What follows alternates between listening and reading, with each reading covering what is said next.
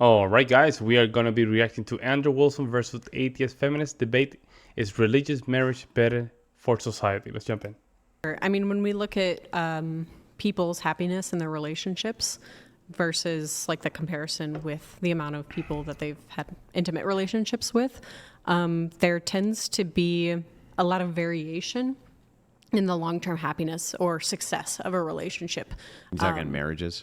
I'm sorry? You mean like marriages? I believe the last time I looked at the statistics, it was looking at people who were in marriages. So on the lower end of the spectrum, if you tended to have less bodies, and I believe the number is somewhere between like 1 to 3, you tended to have less successful marriages. And then as those numbers kind of I get think we reacted to this one. up a little bit, those are where you kind of it's Oh, stable. the other feminists were giving I think what the other feminists was saying this exact same thing. As you get like more happy, more successful marriages or relationships, and don't cite me on the marriages thing. It could just be relationships. It's been a while since I've looked at that data. But then on the other end, where you get into the the higher numbers, what people would call more extreme numbers, more more promiscuous people, their marriages also tend to be less happy. So on both ends of the extremes, you tend to have less happy marriages, and then somewhere in the middle, you tend to have more happier marriages or relationships. Those relationships are more successful. Yeah, I think I'm familiar with what you're citing. I think, now, again, don't quote me either because we don't have the data in front of us, but Right. I believe that this was based around marriage. And now, you're not talking about Pew. You're talking about, I think there's a specific study on that. I just can't think of what it is. I'm sure we could pull it up or have Brian pull it up. But did this account for secular versus non-secular marriages? For what? Sorry, what was the word?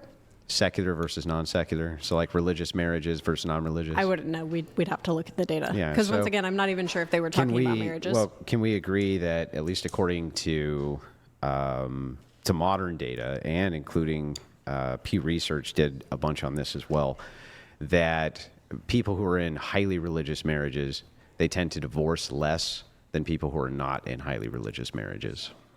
Sure. Yeah.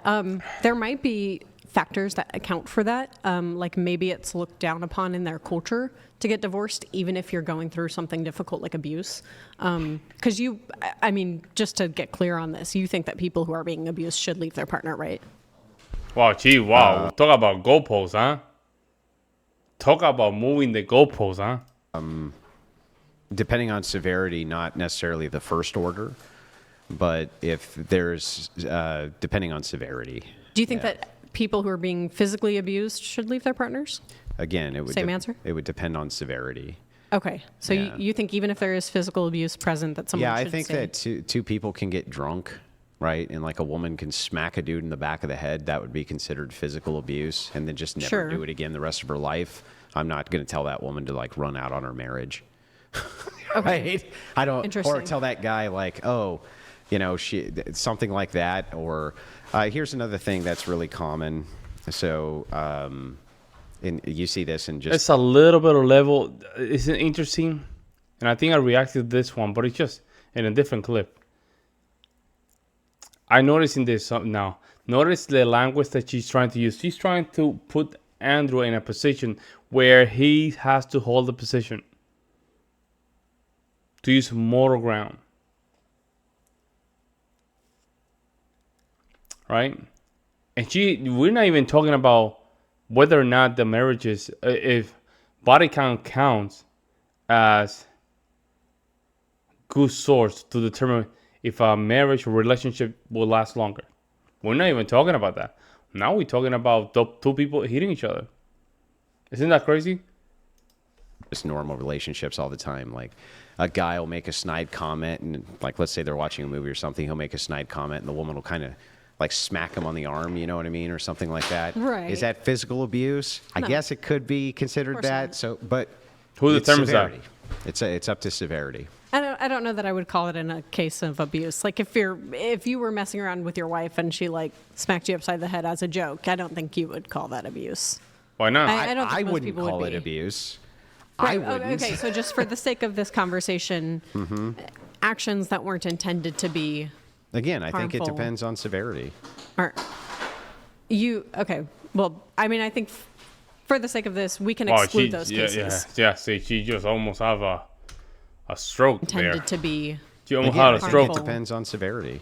Or you okay? Well, I mean, I think for the sake of this, we can exclude those cases. We can exclude the cases where someone just like I still think jokingly pushes you. I still think that it would depend on severity. Like, I also think a woman can get really, really upset, and one time she slapped her husband because she was so upset, or let's say she threw a plate across the room and it broke.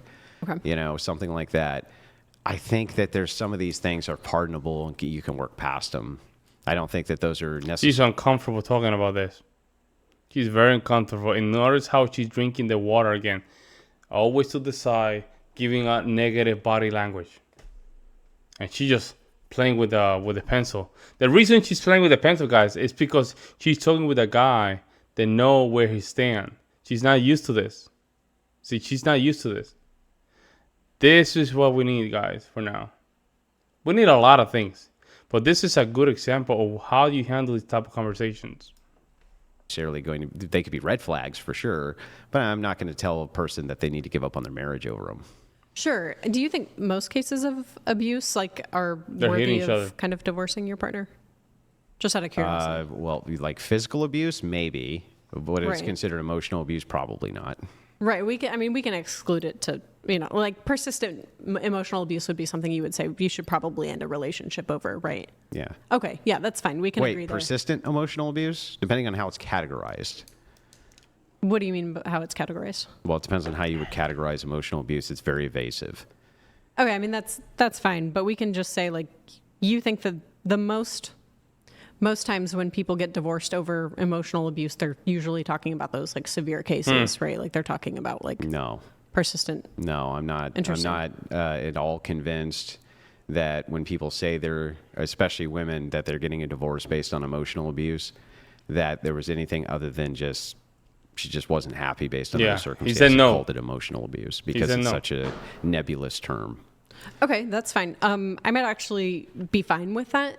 I think there's a problem with psychology where the average person has adopted terms that are specific psychological terms. Like narcissist. Everyone's a narcissist now. Everyone has autism now. Everyone is, BPD now. So whatever term. Everyone's gaslighting everyone. I understand that. I think there is some truth to that. And to the extent that there is truth to that, it should be like handled and understood by people generally.